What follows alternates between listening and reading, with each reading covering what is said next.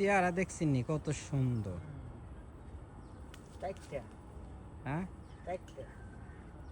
চারটে, হ্যাঁ 1 2 3 4টে, 4টে দেখা যাচ্ছে।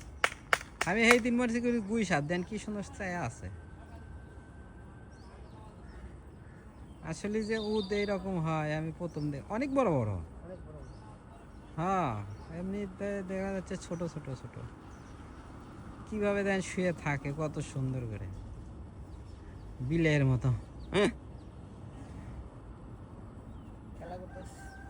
হ্যাঁ খেলা করতেছে সেটা করছি।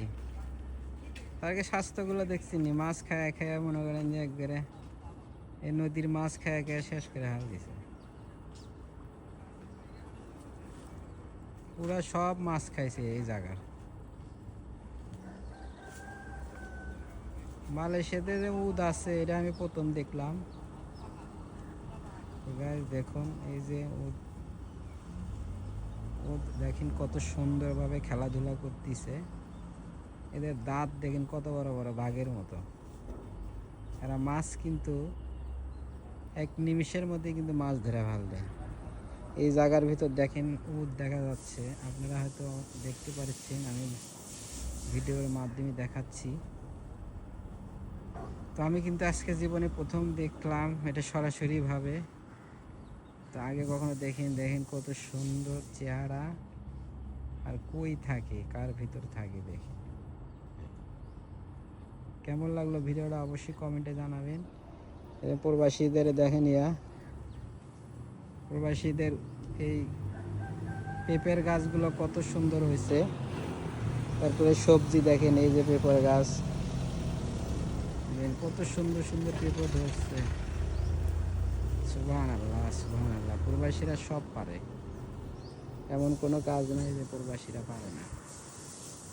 তো আপনারা দেখতেছেন উটগুলো কীভাবে ঘুমাচ্ছে।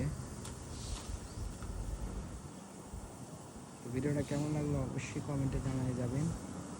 ভালো লাগলে অবশ্যই শেয়ার করে বলে যাবেন কমেন্টে।